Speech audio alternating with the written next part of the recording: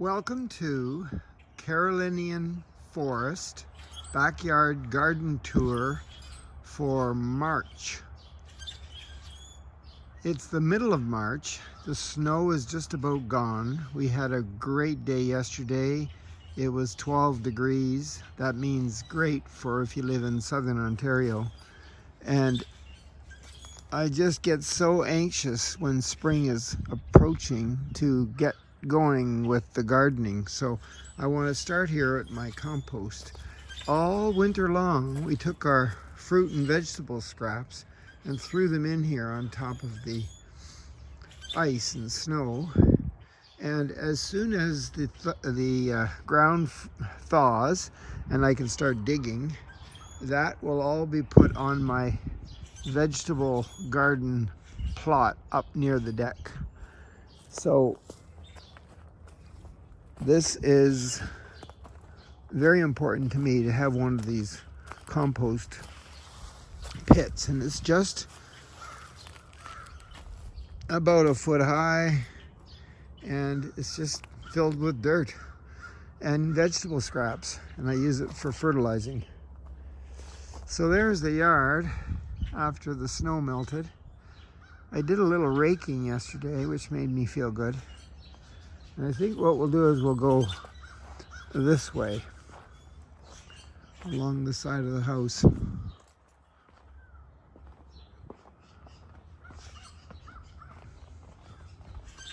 Yes, this is the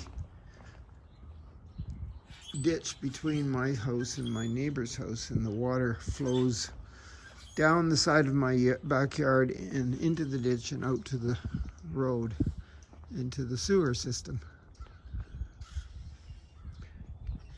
Piece of limestone here that I gave my mother, and after she passed I brought it to my house and stuck it right where I can't miss it, kind of in the driveway with some thyme around the bottom of it. We have a lot of limestone in this area of southern Ontario, lining the cliffs of the river that passes through our town. I'm going to set up my fountain. As soon as it gets a little warmer, it'll be in this area here. I'm not exactly sure how I'm going to display it, but it'll be displayed so that you can't miss it. And it gets to be plugged in. There's an outlet there, and water shoots out of it, and it looks great and makes me feel good too. So this is the weeping mulberry that I've trimmed. It provided a spot for me to hang bird feeders throughout the winter for the birds at the front of my house here, and now I'm putting up these bird houses so that the spring birds like the sparrows and the robins, not the robins, but the sparrows will make a nest in that. You can see the front of it. And I've got one around the back too. Yep, they'll fill up with grass and mud and lay their eggs in there. Still some snow here on good old Ridgewood here. I seem to be the one that loses its snow last. And then I wanted to show you my holly. I have a holly plant here, and the neighbor's holly there, and she's got the female and I've got the male. And it dries out because of the torture it has to withstand during the winter, and the salt and all the stuff that goes down the sidewalk and in the snow, and so I have to trim it, and then it'll be just as pretty as hers. But she doesn't seem to get that dried out leaf problem that I get.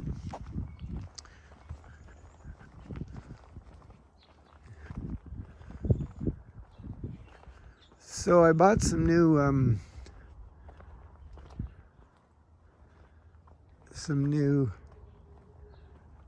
spotlights, and one of them is here. Looks like a rock, but it's really a spotlight.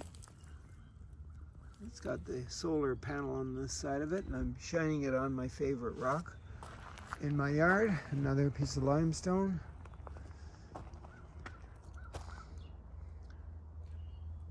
Yep. Lots of bird bass. There's another one of those solar lights.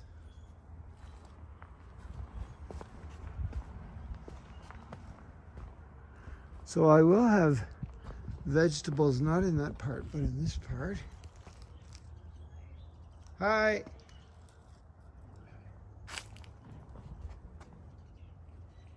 So this will be filled with vegetables, probably beans and Swiss chard, some kale, and then more vegetables around this area. This is where that compost is going to go. So I have my rain barrel set up. I put it up a little bit higher so I could get at the hose at the bottom. So the water will come out of the eaves troughs into the barrel, and then I'll use that to water my plants.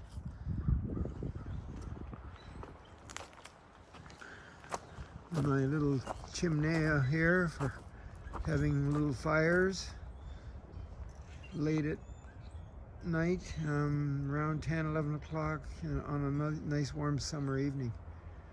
That's what happens here, and a couple of plastic white chairs that I don't even have to take in for the winter, and nothing happens to them. And I like them, and I found them at the side of a curb. Somebody was throwing them out about 10 years ago, and I've got them. Yep, and I've created a little garden at the back of my house here underneath the cedar trees. There's another one of those birdhouses.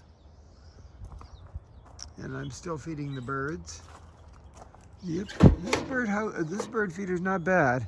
The squirrels, when they sit on the end here, of course it closes up, but the birds are light enough to be able to sit there, and you just open the top of it, lift the lid.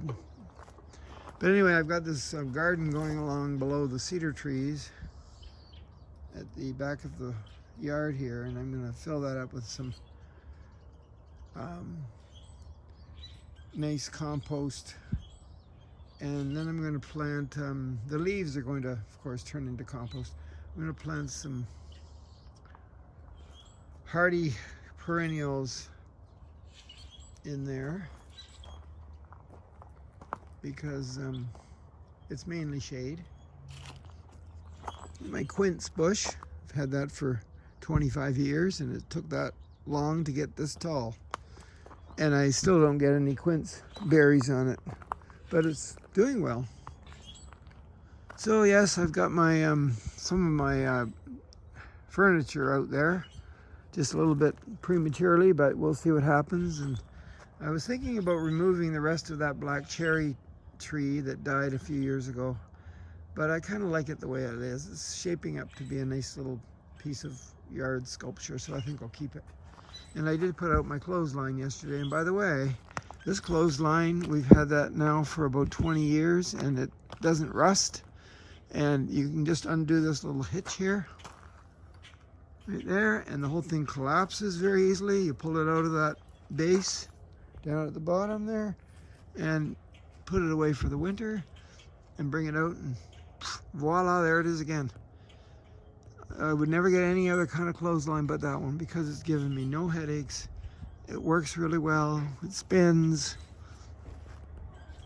and it doesn't rust. And if I knew what it was called, I'd tell you. Leave a comment if you're interested, and I'll look it up in my records. Yes, Mr. Buddha, you did a great job guarding the garden this winter. And there's another little bird feeder here I've got. This one here works well too, because this whole piece comes out of the bottom of it, and this can prevents the squirrels from getting past here to get to this, and you can take these down, fill them up, wash them out, turn it if you want. Works really well. The birds love to come to it. I'm not sure where I'll put it for the summer, but I'll put a few nuts in there and feed the birds if they need some extra food. And oh, I should show you my little barbecue over here. I have a barbecue. It's an electric barbecue. There's what it looks like. A Weber. I got it at I think Rona, or one of those Home Depot stores, and it plugs in, works really well. I have this old one here that I just use to keep things, you know, the meat or the vegetables or whatever, protected in there while I'm using this one. It's close to my house. It is easy to clean. And by the way, that space over there, right here, is where all the ferns are sleeping, and they're all going to grow, and it'll be full of ferns. And then this, I'm not sure what I'm going to put in here this year. Maybe some vegetables. Okay, that's the March version of my backyard garden. This is hardiness zone 5B.